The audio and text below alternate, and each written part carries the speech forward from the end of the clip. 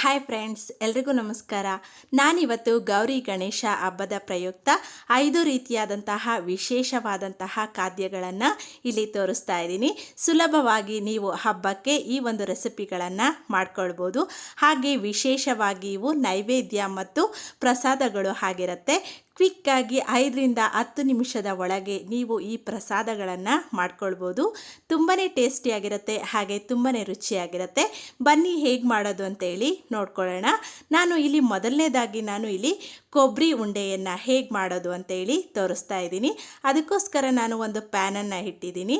ಇಲ್ಲಿ ನೋಡಿ, ನಾನು 2ರಿಂದ 3 ಟೇಬಲ್ ಸ್ಪೂನಷ್ಟು ತುಪ್ಪವನ್ನು ಹಾಕ್ಕೊಳ್ತಾ ಇದ್ದೀನಿ. ನೀವು 2 ಟೇಬಲ್ ಸ್ಪೂನ್ ಬೇಕಾದರೂ ಹಾಕ್ಕೊಳ್ಬೋದು. ಆನಂತರ ನಾನು ಇಲ್ಲಿ ಒಣ ಕೊಬ್ಬರಿ ಪುಡಿಯನ್ನು ಹಾಕ್ಕೊಳ್ತಾ ಇದ್ದೀನಿ. ಸುಮಾರು 2 ಕಪ್ಪಷ್ಟು ನಾನು ಇಲ್ಲಿ ಒಣ ಕೊಬ್ಬರಿ ಪುಡಿಯನ್ನು ತೆಗೆದುಕೊಂಡಿದ್ದೀನಿ.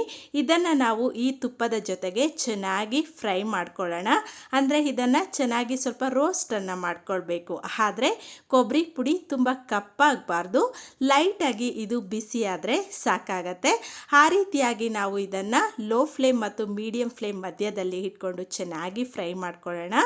ಆನಂತರ ನಾನು ಇಲ್ಲಿ ಸುಮಾರು 1 ಕಪ್ಪಷ್ಟು ಹಾಲನ್ನು ತೆಗೆದುಕೊಂಡಿದ್ದೀನಿ. ಸ್ವಲ್ಪನೇ ಹಾಲನ್ನು ಹಾಕ್ಕೊಂಡ್ಬಿಟ್ಟು ನಾವು ಇಲ್ಲಿ ಚೆನ್ನಾಗಿ ಮಿಕ್ಸ್ ಮಾಡ್ಕೊಳ್ಳೋಣ. ಇಲ್ಲಿ ಕೊಬ್ಬರಿ ಪುಡಿ ಹಾಲನ್ನು ಬೇಗನೆ ಅಬ್ಸರ್ವ್ ಮಾಡುತ್ತೆ.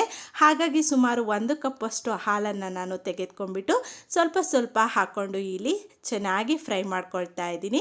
ನೋಡಿ, ಇದು ಹಾಲು ಎಲ್ಲ ನೀಟಾಗಿ ಇಲ್ಲಿ ಅಬ್ಸರ್ವ್ ಆಗಬೇಕು, ಹಾಗೆ ಫುಲ್ ಡ್ರೈ ಆಗಬೇಕು.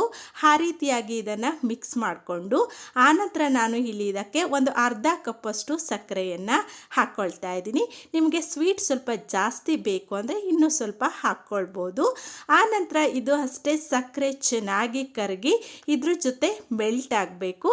ಆ ರೀತಿಯಾಗಿ ನೀವು ಇದನ್ನು ಚೆನ್ನಾಗಿ ಮಿಕ್ಸ್ ಮಾಡ್ಕೊಳ್ಬೇಕು. ಆದರೆ ಕೈ ಬಿಡಬೇಡಿ, ಮಿಕ್ಸ್ ಮಾಡ್ಕೊಳ್ತಾನೆ ಇರಬೇಕು. ಆಗ ಇದು ಎಲ್ಲ ಚೆನ್ನಾಗಿ ಕರಗಿಬಿಟ್ಟು ಒಂದು ಒಳ್ಳೆ ಟೇಸ್ಟನ್ನು ಕೊಡುತ್ತೆ. ನೋಡಿ, ಸಕ್ಕರೆ ಎಷ್ಟು ಚೆನ್ನಾಗಿ ಕರಗಿ ಹೊಂದ್ಕೊಂಡಿದೆ ಅಲ್ವಾ? ಈ ಸ್ಟೇಜಲ್ಲಿ ನಾನು ಇಲ್ಲಿ ಒಂದು ಅರ್ಧ ಟೇಬಲ್ ಸ್ಪೂನಷ್ಟು ಏಲಕ್ಕಿ ಪುಡಿಯನ್ನು ಹಾಕ್ಕೊಳ್ತಾ ಇದ್ದೀನಿ. ಇದರಿಂದ ಒಂದು ಒಳ್ಳೆ ಫ್ಲೇವರ್ ಬರುತ್ತೆ. ಆನಂತರ ಇದನ್ನು ಮಿಕ್ಸ್ ಮಾಡ್ಕೊಳ್ಳೋಣ.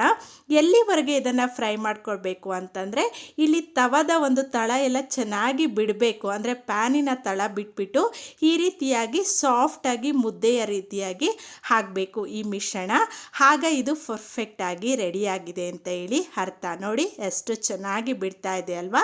ಈಗ ಇದು ಪರ್ಫೆಕ್ಟ್ ಹದದಲ್ಲಿ ಆಗಿದೆ. ಈಗ ಇದನ್ನು ಸ್ವಲ್ಪ ತಣ್ಣಗಾಗೋದಕ್ಕೆ ಬಿಟ್ಬಿಟ್ಟು ಆನಂತರ ನಾವು ಉಂಡೆಗಳನ್ನು ಕಟ್ಕೊಳ್ಳೋಣ. ನೋಡಿ, ನಿಮಗೆ ಯಾವ ಸೈಜಲ್ಲಿ ಯಾವ ಶೇಪಲ್ಲಿ ಉಂಡೆಗಳು ಬೇಕು ಅನ್ನೋದನ್ನು ನೀವು ಕಟ್ಕೊಳ್ಬೋದು. ನೋಡಿ, ಎಷ್ಟು ಚೆನ್ನಾಗಿ ಉಂಡೆಯನ್ನು ಕಟ್ಟಕ್ಕೆ ಬರ್ತಾ ಇದೆ ಅಲ್ವಾ? ಕೈಗೆ ಸ್ವಲ್ಪನೂ ಅಂಟ್ತಾ ಇಲ್ಲ. ತುಂಬಾ ಟೇಸ್ಟಿಯಾಗಿರುತ್ತೆ. ಇದು ನೈವೇದ್ಯಕ್ಕೆ, ಪ್ರಸಾದಕ್ಕೆ, ಮಕ್ಕಳಿಗೆ ಎಲ್ರಿಗೂ ಸಹ ಕೊಡ್ಬೋದು. ತುಂಬಾ ಚೆನ್ನಾಗಿ ಇರುತ್ತೆ. ಆನಂತರ ನಾವು ಇದನ್ನು ಸ್ವಲ್ಪ ಕೊಬ್ಬರಿ ಪುಡಿಯ ಜೊತೆಗೆ ಈ ರೀತಿಯಾಗಿ ಉರುಳಿಸೋಣ ಈ ಉಂಡೆಗಳನ್ನು. ಆಗ ಇದು ರುಚಿ ಇನ್ನೂ ಡಬ್ಬಲ್ ಆಗಿರುತ್ತೆ. ನೋಡಿ, ನಾನು ಈಗ ಎಲ್ಲ ಉಂಡೆಗಳನ್ನು ಮಾಡಿಕೊಂಡು ಇಟ್ಕೊಂಡಿದ್ದೀನಿ. ಈಗ ಕೊಬ್ಬರಿ ಉಂಡೆ ರೆಡಿಯಾಗಿದೆ. ನೆಕ್ಸ್ಟು ನಾವು ಮಂಡಕ್ಕಿ ಉಂಡೆಯನ್ನು ಹೇಗೆ ಮಾಡೋದು ಅಂತೇಳಿ ನೋಡ್ಕೊಳ್ಳೋಣ.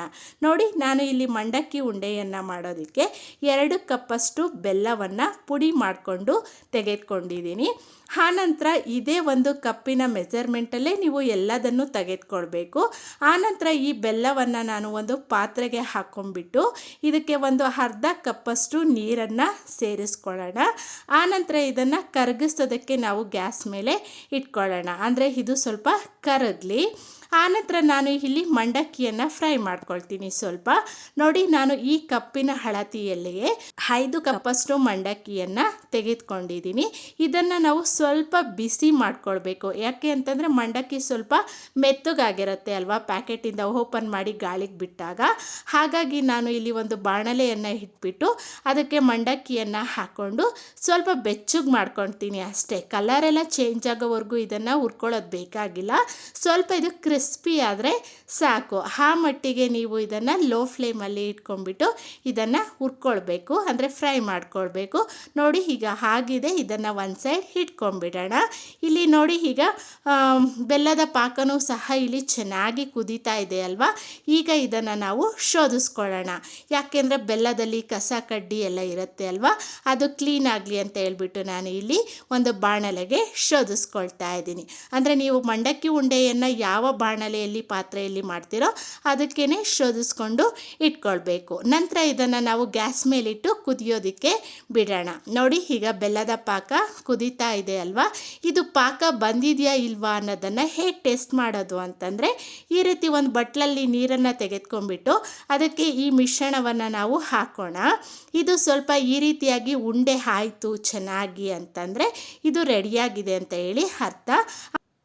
ಆನಂತರ ಇದನ್ನು ನಾವು ಕೆಳಗೆ ಹಾಕಿದರೆ ಸೌಂಡ್ ಮಾಡಬೇಕು. ಇದು ನೋಡಿ ಈ ರೀತಿ ಉಂಡೆಯನ್ನು ಮಾಡ್ಕೊಂಡಾದ್ಮೇಲೆ ಚೆನ್ನಾಗಿ ಬಂತಲ್ವ. ಈಗ ನೋಡಿ ಈ ರೀತಿ ಹಾಕಿದರೆ ಇದು ಟಣ್ ಅಂತ ಹೇಳ್ಬಿಟ್ಟು ಸೌಂಡ್ ಬರುತ್ತೆ. ಈಗ ಇದು ಪರ್ಫೆಕ್ಟಾಗಿ ಆಗಿದೆ ಅಂತ ಹೇಳಿ ನಾವು ಅರ್ಥ ಮಾಡ್ಕೊಳ್ಬೇಕು. ಆನಂತರ ನಾನು ಇದಕ್ಕೆ 2 ಟೇಬಲ್ ಸ್ಪೂನಷ್ಟು ತುಪ್ಪವನ್ನು ಈ ಬೆಲ್ಲದ ಪಾಕಕ್ಕೆ ಸೇರಿಸ್ಕೊಳ್ತಾ ಇದ್ದೀನಿ. ಇದರಿಂದ ಒಂದು ಒಳ್ಳೆ ಶೈನಿಂಗ್ ಬರುತ್ತೆ ಮಂಡಕ್ಕಿ ಉಂಡೆಗೆ, ಹಾಗೆ ರುಚಿನೂ ಸಹ ಚೆನ್ನಾಗಿರುತ್ತೆ. ಜೊತೆಗೆ ಒಂದು ಅರ್ಧ ಟೇಬಲ್ ಸ್ಪೂನಷ್ಟು ಏಲಕ್ಕಿ ಪುಡಿಯನ್ನು ಸಹ ಹಾಕ್ಕೊಂಡು ಬೇಗನೆ ಇದನ್ನು ನಾವು ಮಿಕ್ಸ್ ಮಾಡ್ಕೊಳ್ಬೇಕು. ಇಲ್ಲ ಅಂತಂದರೆ ಈ ಬೆಲ್ಲದ ಪಾಕ ಬೇಗನೆ ಗಟ್ಟಿ ಆಗಿಬಿಡುತ್ತೆ. ಆನಂತರ ಮಂಡಕ್ಕಿಯನ್ನು ನಾವು ಇದಕ್ಕೆ ಹಾಕ್ಕೊಂಡು ಬೇಗನೆ ಮಿಕ್ಸ್ ಮಾಡ್ಕೊಳ್ಬೇಕು. ಜೊತೆಗೆ ಗ್ಯಾಸನ್ನು ನಾವು ಆಫ್ ಮಾಡಬೇಕು. ಅಂದರೆ ಅದೇ ಬಿಸಿಯಲ್ಲಿನೇ ನಾವು ಈ ಮಂಡಕ್ಕಿಯನ್ನು ಮಿಕ್ಸ್ ಮಾಡ್ಕೊಳ್ಬೇಕು.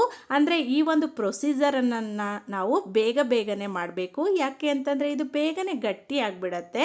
ಅದಕ್ಕೋಸ್ಕರ ಬೇಗನೆ ಮಿಕ್ಸ್ ಮಾಡಿಕೊಂಡು ಇದೆಲ್ಲವನ್ನು ಸಹ ನಾವು ಉಂಡೆಗಳನ್ನು ಕಟ್ಕೊಳ್ಬೇಕಾಗತ್ತೆ. ನೋಡಿ ನಾನು ಇವಾಗ ಉಂಡೆಗಳನ್ನು ಕಟ್ಕೊಳ್ತೀನಿ. ಅಂದರೆ ಸ್ವಲ್ಪ ಅದು ತಣ್ಣಗಾಗೋವರೆಗೂ ಬಿಡಬೇಡಿ. ಒಂಚೂರು ಕೈಯಿಗೆ ನೀರನ್ನು ಹಚ್ಕೊಂಡ್ಬಿಟ್ಟು ನೀವು ಬೇಗ ಉಂಡೆಗಳನ್ನು ಕಟ್ಕೊಂಡ್ರೆ ನಮ್ಮ ಮಂಡಕ್ಕಿ ಉಂಡೆಗಳು ಸಹ ರೆಡಿ ಆಗತ್ತೆ. ನಿಮಗೆ ಯಾವ ಸೈಜಿಗೆ ಬೇಕು, ಯಾವ ರೀತಿಯಾಗಿ ಬೇಕು ಅನ್ನೋದನ್ನು ನೀವು ಕಟ್ಕೊಳ್ಬೋದು. ನೋಡಿ ಎಷ್ಟು ಚೆನ್ನಾಗಿ ಮಂಡಕ್ಕಿ ಉಂಡೆಗಳು ರೆಡಿಯಾಗಿದೆ ಅಲ್ವಾ. ಕ್ವಿಕ್ಕಾಗಿ ನಾವು ಈ ರೆಸಿಪಿಯನ್ನು ಮಾಡ್ಕೊಳ್ಬೋದು ಅಲ್ವಾ. ಇದನ್ನು ಸಹ ನೀವು ಈ ಹಬ್ಬಕ್ಕೆ ಟ್ರೈ ಮಾಡಿ, ತುಂಬ ಚೆನ್ನಾಗಿರುತ್ತೆ. ನೆಕ್ಸ್ಟ್ ನಾನಿಲ್ಲಿ ಇನ್ನೊಂದು ತುಂಬಾ ಟೇಸ್ಟಿ ಆಗಿರುವಂತಹ ನೈವೇದ್ಯವನ್ನು ಮಾಡ್ತೀನಿ. ಅದು ಅವಲಕ್ಕಿಯಿಂದ ಪಂಚಕಜ್ಜಾಯ ಅಥವಾ ಸಿಹಿ ಅವಲಕ್ಕಿಯನ್ನು ನಾವಿಲ್ಲಿ ಮಾಡೋಣ. ನೋಡಿ ನಾನು ಇಲ್ಲಿ 1 ಕಪ್ಪಷ್ಟು ಗಟ್ಟಿ ಅವಲಕ್ಕಿಯನ್ನು ತೆಗೆದುಕೊಂಡಿದ್ದೀನಿ. ನೀವು ಬೇಕಿದ್ರೆ ಪೇಪರ್ ಅವಲಕ್ಕಿ ಅಥವಾ ತೆಳು ಅವಲಕ್ಕಿ ಅಂತ ಬರುತ್ತೆ ಅಲ್ವಾ, ಅದನ್ನು ಸಹ ತೆಗೆದುಕೊಳ್ಬೋದು. ಆನಂತರ ನಾನು ಇದನ್ನು ಒಂದು 2-3 ಸಾರಿ ನೀಟಾಗಿ ವಾಶ್ ಮಾಡ್ಕೊಳ್ತೀನಿ. ಇಲ್ಲಿ ಪೇಪರ್ ಅವಲಕ್ಕಿ ಅಥವಾ ತೆಳು ಅವಲಕ್ಕಿ ಆದರೆ ನಾವು ಈ ರೀತಿಯಾಗಿ ತೊಳೆದು ನೆನೆಸುವಂತಹ ಅವಶ್ಯಕತೆ ಇಲ್ಲ.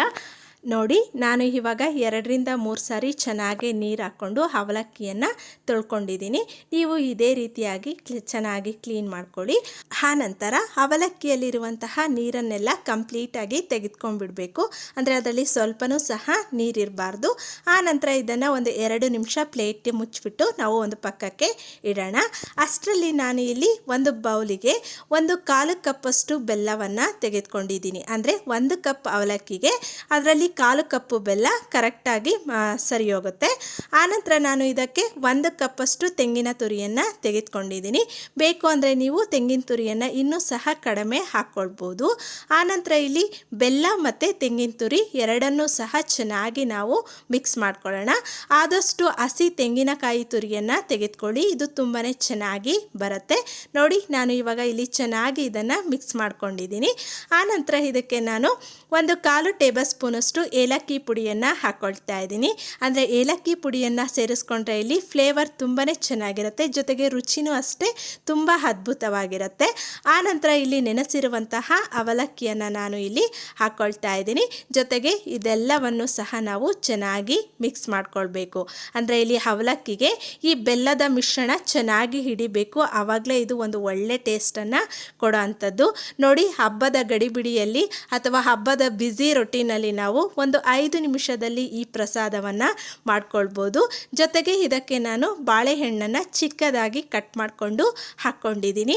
ನಿಮಗೆ ಬೇಕು ಅಂದರೆ ಹಾಕ್ಕೋಬೋದು, ಇಲ್ಲ ಅಂತಂದರೆ ಸ್ಕಿಪ್ ಸಹ ಮಾಡ್ಬೋದು.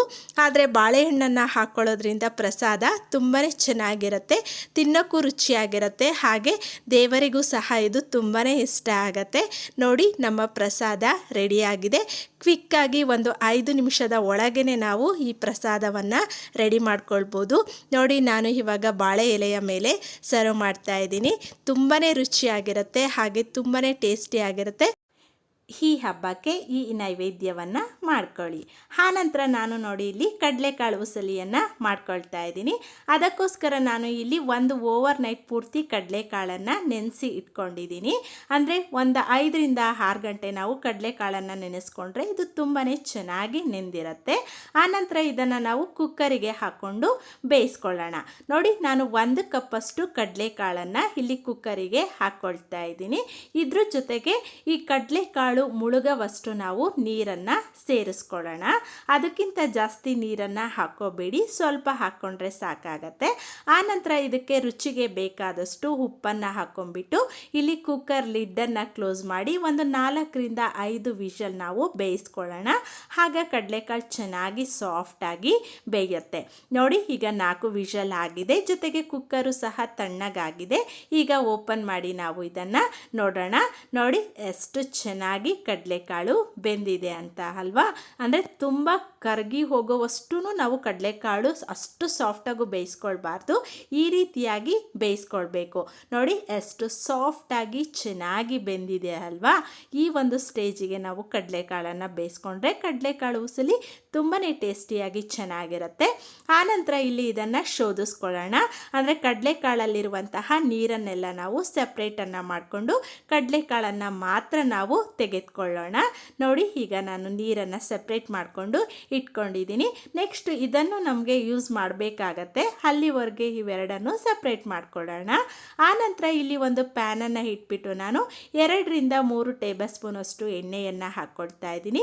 ಜೊತೆಗೆ ಒಂದು 1/4 ಟೇಬಲ್ ಸ್ಪೂನಷ್ಟು ಸಾಸಿವೆ, ಆನಂತರ ಅರ್ಧ ಟೇಬಲ್ ಸ್ಪೂನಷ್ಟು ಉದ್ದಿನ ಬೇಳೆ ಹಾಕ್ಕೊಂಡ್ಬಿಟ್ಟು ಇವೆಲ್ಲವನ್ನು ಸಹ ನಾವು ಚೆನ್ನಾಗಿ ಫ್ರೈ ಮಾಡ್ಕೊಳ್ಳೋಣ. ಅಂದರೆ ಗೋಲ್ಡನ್ ಕಲರ್ ಬರೋವರೆಗೂ ಇದನ್ನು ಫ್ರೈ ಮಾಡ್ಕೊಂಡ್ರೆ ಒಂದು ಒಳ್ಳೆ ರುಚಿ ಇರುತ್ತೆ. ಇಲ್ಲಾಂದರೆ ಬೇಳೆಗಳಲ್ಲಿರುವಂತಹ ಹಸಿ ವಾಸನೆ ಎಲ್ಲ ಸರಿಯಾಗಿ ಹೋಗಿರೋದಿಲ್ಲ. ಆನಂತರ ಇದಕ್ಕೆ ನಾನು ಒಂದು ಅರ್ಧ ಟೇಬಲ್ ಸ್ಪೂನಷ್ಟು ಜೀರಿಗೆಯನ್ನು ಸಹ ಹಾಕ್ಕೊಂಡು ಫ್ರೈ ಮಾಡ್ಕೊಳ್ತಾ ಇದ್ದೀನಿ. ಬೇಕಿದ್ದರೆ ನೀವು ಜೀರಿಗೆ ಪುಡಿಯನ್ನು ಸಹ ಯೂಸ್ ಮಾಡ್ಬೋದು. ನೆಕ್ಸ್ಟ್ ಇದಕ್ಕೆ ನಾನು 2 ಹಸಿರು ಮೆಣಸಿಕಾಯಿ ಹಾಗೆ ಸ್ವಲ್ಪ ಕರಿಬೇವಿನ ಸೊಪ್ಪನ್ನು ಸಹ ಹಾಕ್ಕೊಂಡು ಚೆನ್ನಾಗಿ ಫ್ರೈ ಮಾಡ್ಕೊಳ್ತಾ ಇದ್ದೀನಿ. ನೆಕ್ಸ್ಟ್ ಒಂದು 1/4 ಟೇಬಲ್ ಸ್ಪೂನಷ್ಟು ನಾವು ಖಾರದ ಪುಡಿ, ಹಾಗೆ ಒಂದು 1/4 ಟೇಬಲ್ ಸ್ಪೂನಷ್ಟು ಗರಂ ಮಸಾಲ, ಒಂದು ಅರ್ಧ ಟೇಬಲ್ ಸ್ಪೂನಷ್ಟು ಧನಿಯಾ ಪುಡಿ, ಇಷ್ಟು ಮಸಾಲ ಪದಾರ್ಥಗಳನ್ನು ನಾನು ಹಾಕ್ಕೊಂಡು ಈ ಎಣ್ಣೆಯಲ್ಲಿ ಚೆನ್ನಾಗಿ ಫ್ರೈ ಮಾಡ್ಕೊಳ್ತಾ ಇದ್ದೀನಿ. ಇದರಿಂದ ಈ ಕಡಲೆಕಾಳು ಉಸ್ಲಿಗೆ ಒಂದು ಒಳ್ಳೆ ಟೇಸ್ಟ್ ಬರುತ್ತೆ. ಇದೇ ರೀತಿಯಾಗಿ ಮಾಡಿಕೊಂಡ್ರೆ ತುಂಬ ಚೆನ್ನಾಗಿರುತ್ತೆ. ಇದು ನೈವೇದ್ಯ ರೆಸಿಪಿ ಆಗಿರೋದ್ರಿಂದ ಈರುಳ್ಳಿ ಬೆಳ್ಳುಳ್ಳಿ ಏನೂ ಸಹ ನಾನು ಉಪಯೋಗಿಸ್ತಾ ಇಲ್ಲ. ಆನಂತರ ಬೇಯಿಸಿರುವಂತಹ ಕಡಲೆಕಾಳನ್ನು ಹಾಕ್ಕೊಂಡು ಮಿಕ್ಸ್ ಮಾಡ್ಕೊಳ್ತಾ ಇದ್ದೀನಿ. ನೋಡಿ, ಚೆನ್ನಾಗಿ ಇದೆಲ್ಲವನ್ನು ಸಹ ನಾವು ಮಿಕ್ಸ್ ಮಾಡ್ಕೊಳ್ಬೇಕು, ಆಗ ಇದು ತುಂಬಾ ರುಚಿಯಾಗಿ ಚೆನ್ನಾಗಿ ಇರುತ್ತೆ. ಜೊತೆಗೆ ಸ್ವಲ್ಪ ಉಪ್ಪನ್ನು ಆ್ಯಡ್ ಮಾಡ್ಕೊಳ್ತಾ ಇದ್ದೀನಿ. ನಾವು ಕಡಲೆಕಾಳು ಬೇಯಿಸ್ಬೇಕಾದ್ರೂ ಉಪ್ಪು ಹಾಕ್ಕೊಂಡಿದ್ವಿ, ಹಾಗಾಗಿ ನೋಡಿಕೊಂಡು ನಾವಿಲ್ಲಿ ಉಪ್ಪನ್ನು ಸೇರಿಸ್ಕೊಳ್ಳೋಣ. ಆನಂತರ ಕಡಲೆಕಾಳು ಬೇಯಿಸ್ಕೊಂಡಿಟ್ಕೊಂಡಿದ್ದಾಗ ನೀರು ನಾವು ಸೆಪ್ರೇಟ್ ಮಾಡ್ಕೊಂಡಿದ್ವಿ ಅಲ್ವಾ, ಅದರಲ್ಲಿ ನಾನು 2 ಟೇಬಲ್ ಸ್ಪೂನಷ್ಟು ನೀರನ್ನು ಇಲ್ಲಿ ಹಾಕ್ಕೊಳ್ತಾ ಇದ್ದೀನಿ. ಇದರಿಂದ ಕಡಲೆಕಾಳು ಚೆನ್ನಾಗಿ ಸ್ವಲ್ಪ ಸಾಫ್ಟು ಆಗುತ್ತೆ, ಜೊತೆಗೆ ಮಸಾಲ ಪದಾರ್ಥಗಳನ್ನು ಸಹ ಚೆನ್ನಾಗಿ ಹೀರ್ಕೊಂಡ್ಬಿಟ್ಟು ಒಳ್ಳೆ ಟೇಸ್ಟ್ ಬರುತ್ತೆ. ಅದಕ್ಕೋಸ್ಕರ ನಾನು ಇಲ್ಲಿ ಒಂದು ಲಿಡ್ಡನ್ನು ಕ್ಲೋಸ್ ಮಾಡಿಬಿಟ್ಟು ಒಂದು 2 ನಿಮಿಷ ನಾನು ಮೀಡಿಯಮ್ ಫ್ಲೇಮಲ್ಲೇ ಇದನ್ನು ಬೇಯಿಸ್ಕೊಳ್ತೀನಿ. ಏಕೆಂದರೆ ಐ ಫ್ಲೇಮಲ್ಲಿ ಇಟ್ಕೊಂಡ್ಬಿಟ್ರೆ ತಳ ಹತ್ತಿಬಿಡುತ್ತೆ, ಸೀದೋದಂಗೆ ಆಗಿಬಿಡುತ್ತೆ, ಟೇಸ್ಟ್ ಚೆನ್ನಾಗಿರಲ್ಲ. ಹಾಗಾಗಿ ಆನಂತರ ಇದಕ್ಕೆ ನಾನು ಸ್ವಲ್ಪ ತೆಂಗಿನ ತುರಿ ಹಾಗೆ ಸ್ವಲ್ಪ ಕೊತ್ತಂಬರಿ ಸೊಪ್ಪನ್ನು ಹಾಕ್ಕೊಂಡು ಫ್ರೈ ಮಾಡ್ಕೊಳ್ತೀನಿ. ಇದರಿಂದ ಒಳ್ಳೆ ರುಚಿ ಬರುತ್ತೆ. ತೆಂಗಿನ ತುರಿಯನ್ನು ಹಾಕ್ಕೊಂಡ್ರೆ ನಿಮ್ಗೆ ಎಷ್ಟು ಬೇಕಾದ್ರೂ ಸಹ ನೀವಿಲ್ಲಿ ಹಾಕ್ಕೊಳ್ಬೋದು. ನೋಡಿ, ಈಗ ನಮ್ಮ ಕಡಲೆಕಾಳು ಉಸ್ಲಿ ತುಂಬಾ ಚೆನ್ನಾಗಿ ರೆಡಿಯಾಗಿದೆ. ಪ್ರಸಾದಕ್ಕೆ ಆಗಿರ್ಬೋದು, ಹಾಗೆ ಊಟದ ಜೊತೆಗೆ ಸೈಡ್ ಡಿಶ್ ಆಗಿ ಆಗಿರ್ಬೋದು, ಎರಡಕ್ಕೂ ಸಹ ಇದು ಹೊಂದ್ಕೊಳ್ಳುತ್ತೆ. ಈಗ ಪ್ಲೇಟಲ್ಲಿ ನಾವು ಇದನ್ನು ಸರ್ವ್ ಮಾಡ್ಕೊಳ್ಳೋಣ. ಅಂದರೆ ಕ್ವಿಕ್ಕಾಗಿ ನಾವು ಒಂದು 10 ನಿಮಿಷದಲ್ಲಿ ಈ ರೆಸಿಪಿನ ಮಾಡ್ಕೊಳ್ಬೋದು. ಆನಂತರ ನಾನು ಇಲ್ಲಿ ಉರಿಗಡಲೆಯಿಂದ ಪಂಚಕಜ್ಜಾಯವನ್ನು ಮಾಡ್ತಾ ಇದ್ದೀನಿ. ಅದಕ್ಕೋಸ್ಕರ ಒಂದು ಪ್ಯಾನನ್ನು ಇಟ್ಬಿಟ್ಟು 1 ಕಪ್ಪಷ್ಟು ಉರಿಗಡಲೆಯನ್ನು ನಾನಿಲ್ಲಿ ಹಾಕ್ಕೊಳ್ತಾ ಇದ್ದೀನಿ. ಇದನ್ನು ಮೀಡಿಯಮ್ ಫ್ಲೇಮಲ್ಲೇ ನಾವು ಸ್ವಲ್ಪ ಬೆಚ್ಚಗೆ ಬಿಸಿ ಮಾಡಿಕೊಂಡ್ರೆ ಸಾಕಾಗತ್ತೆ. ಕಲರ್ ಚೇಂಜ್ ಆಗೋವರೆಗೂ ಎಲ್ಲ ಇದನ್ನು ಫ್ರೈ ಮಾಡ್ಕೊಳ್ಬೇಡಿ. ಸ್ವಲ್ಪ ಬಿಸಿ ಆದರೆ ಇದು ಸಾಕಾಗತ್ತೆ. ಅಂದರೆ ಸ್ವಲ್ಪ ಕ್ರಿಸ್ಪಿ ಆಗಿದ್ದರೆ ಇದು ಚೆನ್ನಾಗಿ ಪುಡಿ ಆಗುತ್ತೆ, ಜೊತೆಗೆ ಟೇಸ್ಟು ಸಹ ತಿನ್ಬೇಕಾದ್ರೆ ಚೆನ್ನಾಗಿರುತ್ತೆ ಅನ್ನುವಂತಹ ಉದ್ದೇಶದಿಂದ ನಾನು ಇದನ್ನು ಈ ರೀತಿಯಾಗಿ ರೋಸ್ಟನ್ನು ಮಾಡ್ಕೊಳ್ತಾ ಇದ್ದೀನಿ. ಆನಂತರ ಇದನ್ನು ನಾನು ಒಂದು ಪ್ಲೇಟಲ್ಲಿ ಸರ್ವ್ ಮಾಡಿಕೊಂಡು ಇದನ್ನು ತಣ್ಣಗಾಗೋದಕ್ಕೆ ನಾವು ಬಿಡೋಣ. ಆನಂತರ ನಾನು ಇದೇ ಒಂದು ಪ್ಯಾನಿಗೆ 2 ಟೇಬಲ್ ಸ್ಪೂನಷ್ಟು ನಾನಿಲ್ಲಿ ಬಿಳಿ ಎಳ್ಳನ್ನು ತೆಗೆದುಕೊಂಡಿದ್ದೀನಿ. ಇದನ್ನು ಅಷ್ಟೇ ನಾವು ಲೋ ಫ್ಲೇಮಲ್ಲಿ ಇಟ್ಕೊಂಡು ಫ್ರೈ ಮಾಡ್ಕೊಳ್ಬೇಕು. ಇಲ್ಲ ಅಂತಂದರೆ ಇಲ್ಲಿ ಎಳ್ಳು ಬೇಗನೆ ಸೀದೋಗ್ಬಿಡತ್ತೆ, ಆಗ ಇದ್ರ ಟೇಸ್ಟು ಚೆನ್ನಾಗಿರೋದಿಲ್ಲ. ಹಾಗಾಗಿ 1 ನಿಮಿಷ ಸಾಕು ಇದನ್ನು ಸ್ವಲ್ಪ ಫ್ರೈ ಮಾಡಿಕೊಂಡು, ಇದು ಸ್ವಲ್ಪ ಚಟಪಟ ಅಂತ ಹೇಳ್ಬಿಟ್ಟು ಸೌಂಡ್ ಬರುತ್ತೆ, ಅಲ್ಲಿವರೆಗೆ ಇದನ್ನು ಫ್ರೈ ಮಾಡಿಕೊಂಡು ನಾವು ಇದನ್ನು ಸಹ ಒಂದು ಪ್ಲೇಟಲ್ಲಿ ಸರ್ವ್ ಮಾಡ್ಕೊಳ್ಳೋಣ. ಅಂದರೆ ನೋಡಿ, ಇಲ್ಲಿ ಕಲರು ಏನು ಚೇಂಜ್ ಆಗಿಲ್ಲ, ಲೈಟ್ ಕಲರ್ ಚೇಂಜ್ ಆಗಿದೆ ಅಷ್ಟೇ. ಈ ರೀತಿಯಾಗಿ ಫ್ರೈ ಮಾಡ್ಕೊಳ್ಳಿ. ನೆಕ್ಸ್ಟ್ ಅದೇ ಪ್ಯಾನಿಗೆ ನಾನು 1 ಕಪ್ಪಷ್ಟು ಕೊಬ್ಬರಿ ಪುಡಿಯನ್ನು ಹಾಕ್ಕೊಳ್ತಾ ಇದ್ದೀನಿ. ಅಂದರೆ ಇದನ್ನು ಜಸ್ಟ್ ನಾವು ಆ ಪ್ಯಾನಿನ ಬಿಸಿಯಲ್ಲಿನೇ ಫ್ರೈ ಮಾಡ್ಕೊಳ್ಬೇಕು. ತುಂಬ ಕಲರ್ ಎಲ್ಲ ಚೇಂಜ್ ಆಗೋವರೆಗೆ ಇದನ್ನು ಫ್ರೈ ಮಾಡ್ಕೊಳ್ಬೇಡಿ. ಇದನ್ನು ಅಷ್ಟೇ ಸ್ವಲ್ಪ ಬೆಚ್ಚಗಾಗೋವರೆಗೆ ಮಾತ್ರ ನಾನು ಫ್ರೈಯನ್ನು ಮಾಡ್ಕೊಂಡ್ಬಿಟ್ಟು ಇದನ್ನು ಸಹ ಎತ್ತಿಟ್ಕೊಳ್ತಾ ಇದ್ದೀನಿ. ಇದು ಸಹ ತಣ್ಣಗೆ ಆಗಲಿ. ಆನಂತರ ನೋಡಿ, ಇಲ್ಲಿ ಈ ಉರ್ಗಡ್ಲೆ ತಣ್ಣಗಾಯಿತು. ಈಗ ಮಿಕ್ಸಿಯಲ್ಲಿ ಹಾಕ್ಕೊಂಡ್ಬಿಟ್ಟು ನಾನು ಇದನ್ನು ನುಣ್ಣಗೆ ಪುಡಿಯನ್ನು ಮಾಡ್ಕೊಳ್ತೀನಿ. ಅಂದರೆ ಆದಷ್ಟು ಇದು ತುಂಬಾ ಸಾಫ್ಟಾಗಿ ಪುಡಿ ಹಾಕಬೇಕು, ಹಾಗೇ ಇದು ರುಚಿ ಸಿಗತ್ತೆ. ಇಲ್ಲ ಅಂತಂದರೆ ಇದು ರುಚಿಯಾಗಿ ಇರೋದಿಲ್ಲ ತರಿ ತರಿಯಾಗಿದ್ದರೆ. ಆನಂತರ ಇದನ್ನು ನಾವು ಒಂದು ಬೌಲಿಗೆ ಹಾಕ್ಕೊಳ್ಳೋಣ. ನೆಕ್ಸ್ಟು ಇದಕ್ಕೆ ಸಕ್ಕರೆಯನ್ನು ತೆಗೆದುಕೊಂಡಿದ್ದೀವಿ 1 ಕಪ್ಪಷ್ಟು. ಆ ಸಕ್ಕರೆಯನ್ನು ಸಹ ನಾವಿಲ್ಲಿ ಪುಡಿಯನ್ನು ಮಾಡ್ಕೊಳ್ಳೋಣ. ಇದನ್ನು ಅಷ್ಟೇ ಪೌಡರ್ ರೀತಿಯಲ್ಲಿ ಪುಡಿ ಮಾಡ್ಕೊಳ್ಬೇಕು. ಜೊತೆಗೆ ಒಂದು 4ರಿಂದ 5 ಏಲಕ್ಕಿಯನ್ನು ಹಾಕ್ಕೊಳ್ತಾ ಇದ್ದೀನಿ. ಇದರಿಂದ ಒಳ್ಳೆ ಫ್ಲೇವರ್ ಇರುತ್ತೆ. ಬೇಕಿದ್ರೆ ನೀವು ಏಲಕ್ಕಿ ಪುಡಿಯನ್ನು ಬೇಕಿದ್ರೆ ಸೇರಿಸ್ಕೊಳ್ಬೋದು. ನೋಡಿ, ನಾನು ನೆಕ್ಸ್ಟ್ ಅದೇ ಬೌಲಿಗೆ ಈ ಸಕ್ಕರೆ ಪುಡಿಯನ್ನು ಸಹ ಹಾಕ್ಕೊಳ್ತಾ ಇದ್ದೀನಿ. ಆನಂತರ ಇದಕ್ಕೆ ನಾವು ಏನು ರೋಸ್ಟನ್ನು ಮಾಡ್ಕೊಂಡು ಇಟ್ಕೊಂಡಿದ್ವಲ್ಲ ಬಿಳಿ ಎಳ್ಳು, ಅದನ್ನು ಹಾಕ್ಕೊಳ್ಳೋಣ. ಬಟ್ ಇದನ್ನೇನು ನಾವು ಪುಡಿ ಮಾಡ್ಕೊಳ್ಳೋದು ಬೇಡ, ಹಾಗೆ ಹಾಕ್ಕೊಳ್ಳಿ.